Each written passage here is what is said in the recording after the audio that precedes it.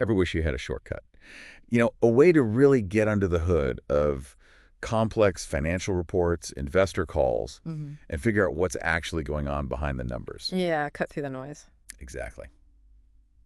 Well, you are definitely in the right place today. We're about to take a deep dive into the latest results from Clean Science and Technology Ltd, their Q1 FY26 numbers. That's right. And our mission, well, it's to basically distill all of that for you. We've sifted through the official statements, the investor deck, listened to the earnings call with their ED and CFO. The works? The works. We're here to pull out the key nuggets, the surprising bits, give you the context you need so you walk away really understanding it. And this past quarter, Q1 FY26, it was hardly smooth sailing globally, was it? Not at all. You have volatility, trade issues, geopolitical stuff heating up. Yeah. And Clean Science themselves, they mentioned this, client caution, extended decision cycles, things taking longer. Definitely clients getting hesitant. So the big question is, how does a company like Clean Science navigate that kind of environment? Let's unpack it. Okay, so despite all those headwinds, they reported consolidated sales of 240 crores INR for Q1 FY26. Okay, 240 crores. How does that compare? Well, it's actually an 8% increase compared to the same quarter last year, Q1 FY25. That's pretty good year on year. It is. Though sequentially, compared to the last quarter, Q4 FY25, it was down about 6%. Right. Consolidated EBITDA landed at 100 crores INR. That gives them a very healthy 42% EBITDA margin overall. Okay, 42% consolidated margin. That's solid, no doubt. But here's the bit that really jumped out, didn't it? Oh, yeah. Their standalone EBITDA margin, over 46%. Yeah. That's a record high for them since listing. It absolutely is, over 46%. Achieving that kind of margin, especially now, what does that signal about their core operations or maybe their niche? It's pretty telling. It really speaks volumes about their ability to manage their product mix effectively, even when the market's tough. Product mix mastery, you called it. Yeah, something like that. Basically, they're established products, the ones that consistently give them better margins. Well, they made up a huge 83% of standalone sales this quarter. Wow, 83%. Up from 75% last quarter and about 80% same time last year. So they leaned into their strengths. Right. Meanwhile, the non-established products, they saw slower demand, but the company was clear they didn't feel they lost any market share there. It was just slower uptake. And what about raw materials? Phenol prices often come up. Did that play a part in these margins? It definitely did, especially looking year on year. Compared to Q1 last year, phenol prices were lower, and since that's a key input. Making cost component. Exactly. So lower prices give them a nice tailwind, helped boost profitability. But sequentially? Sequentially, not so much. Phenol consumption prices were pretty much in line with Q4, so that particular benefit wasn't really a factor quarter on quarter. Okay, so profitability looks strong, driven by that product mix and some help from raw mats year on year. But where's the actual revenue coming from? Let's break down the segments. Let's do it. Performance chemicals were the real powerhouse this quarter. 74% of total revenue, huge slice. 74%, okay. Then you had pharma and agro intermediates at 16%, and FMCG chemicals making up the remaining 10%. And that jump in the performance segment share, was that mainly the HALS series? Yeah, largely driven by higher sales of their HALS products. That really pushed the performance segment up. Interesting. And geographically, where are they selling this stuff? It's pretty spread out, but China is the biggest chunk at 39%. 39% China, okay. Then America's at 20%, India itself at 18%, Europe 14%, and the rest of the world making up about 9%. But you mentioned HALS sales specifically. That had a different geographic skew. It did, yeah. Quite striking, actually. For HALS sales this quarter, 73% came from right here in the domestic Indian market. 73% domestic for HALS. That's unexpected. It is. Now, if we look at how busy the plants were, capacity utilization, it was around 75% for performance and FMCG segments. Okay, pretty decent. Pharma was a bit lower, around 68%. But the number that really makes you pause is HALS. Utilization there was only about 22%. 22%. For HALS, that seems low, especially if it's this key strategic growth area we keep hearing about. It does seem low on the surface, doesn't it? Yeah. What's going on there? Is it a demand issue or are they still ramping up? What's the story? It's more about the ramp up and the specific products within HALS. Remember, HALS stands for Hindered Amine Light Stabilizers. These are high-value additives. Right.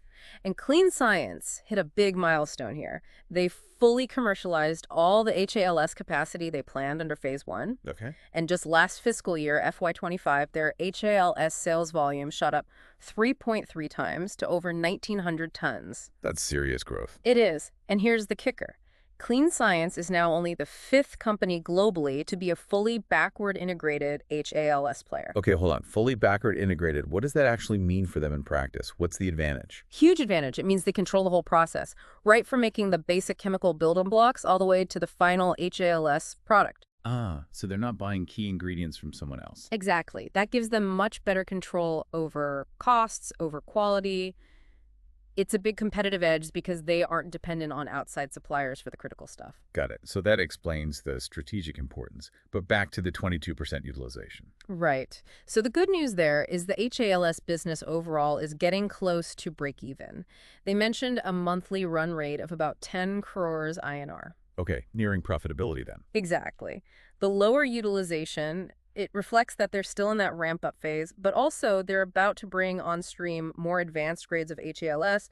These are coming online over the next couple of quarters. Higher value stuff. Yep, price between $11.35 per kilogram, much higher value.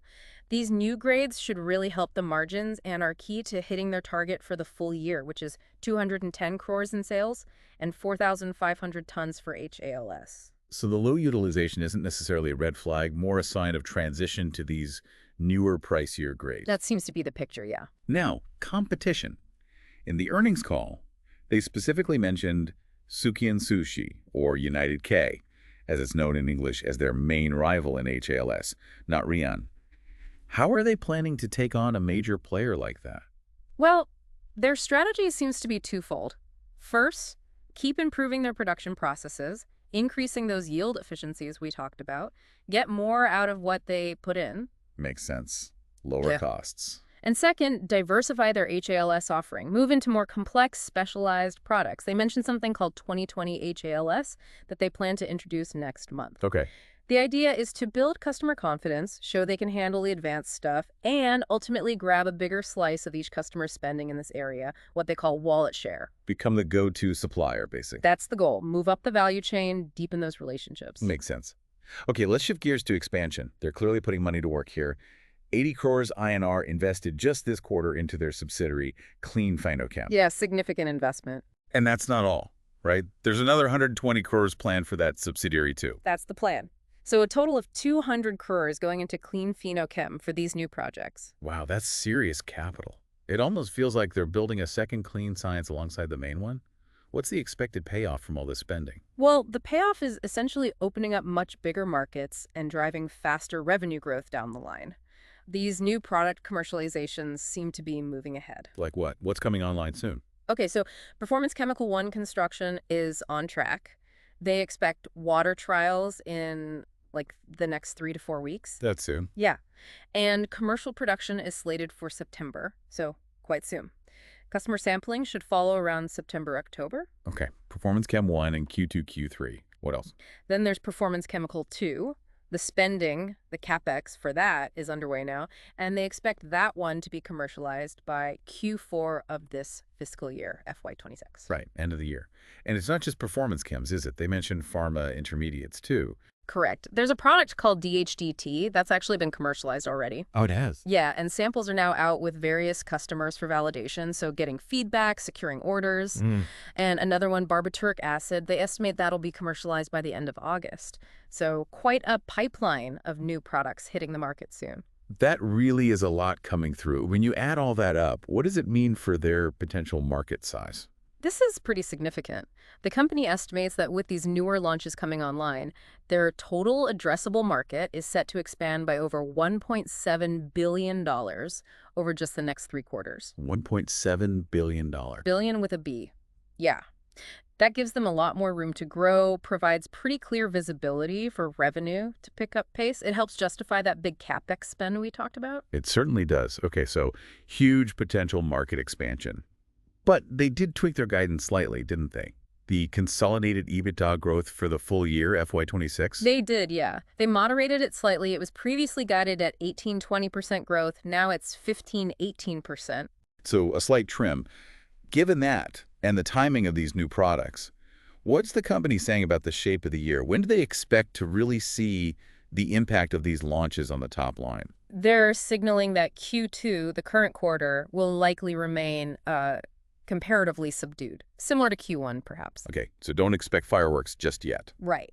The real pickup in growth, they anticipate that starting in Q3 and especially accelerating into Q4, that's when these new commercializations should really start contributing meaningfully. So a bit of patience needed, but the growth drivers seem to be lining up for the second half of the year. That's the narrative, yes. Clear milestones ahead. It does make you wonder, though, how does a company like Clean Science manage to consistently post such strong performance, those record margins, especially in a market like specialty chemicals, which can be so volatile?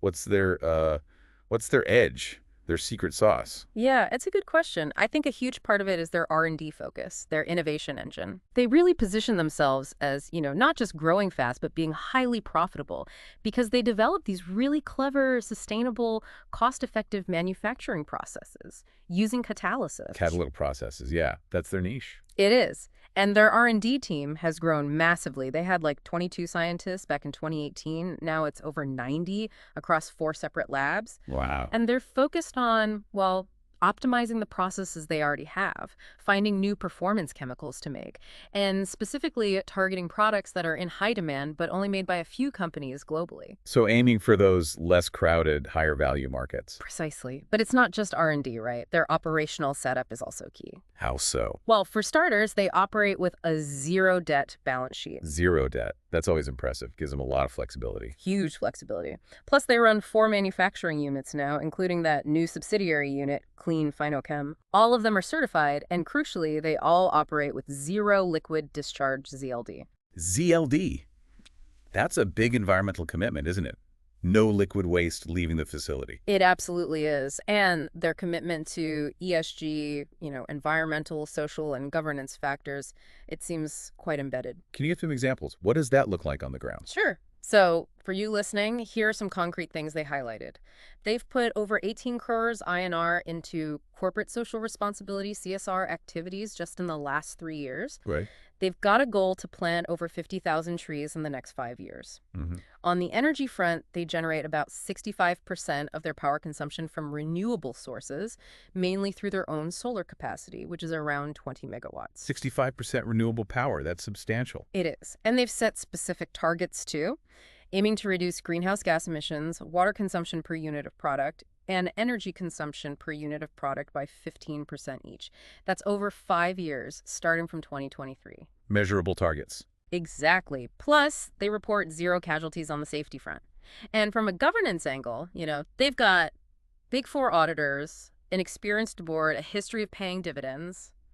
It all adds up to a picture of a pretty well-run, resilient company. Right. It sounds like that combination of R&D, operational discipline, and ESG focus contributes significantly to that consistent performance we talked about. I think that's a fair assessment, yeah. Okay, nearly there. Let's just quickly cover off some of the key investor and corporate updates that came out. Sure. So standard procedure first. The board officially approved these Q1 FY26 results, both standalone and consolidated, on July 17th, 2025. Got it. They also announced their annual general meeting, the AGM. It's the 22nd one, and it'll be held on Thursday, September 11th, 2025. It'll be virtual via video conferencing. Okay, AGM in September. And dividends. Yes, a final dividend is set to be paid out on Friday, September 26th, 2025, to shareholders who are eligible on the record date. Standard stuff.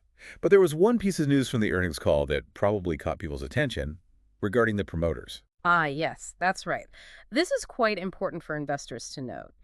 There's an intention for some members of the promoter family, the Boob family, to sell a portion of their equity stake. Okay, why? The reason given was for estate planning purposes. Right. How much are we talking about? Well, the total promoter stake currently sits at 75%. The plan is for it to reduce but remain above 50%. So mathematically, that means potentially up to 24% of the company's equity could be sold by these family members. Up to 24%. That's a significant chunk potentially changing hands. It is, though the company did clarify a couple of things. One, that one of the executive directors involved in running the business is not selling any shares. Okay, operational continuity there. And they emphasize that business operations will continue as usual, but still, it's a notable potential shift in the ownership structure that the market will definitely be watching. Absolutely. Something to keep an eye on. Okay, so let's try and wrap this up. You've just had a really comprehensive deep dive into Clean Science and Technology's Q1 FY26 performance. Mm. We've seen a company that, look, despite those global headwinds, that client caution, Yeah, the tough environment. they managed to pull off really quite remarkable, even record high standalone margins.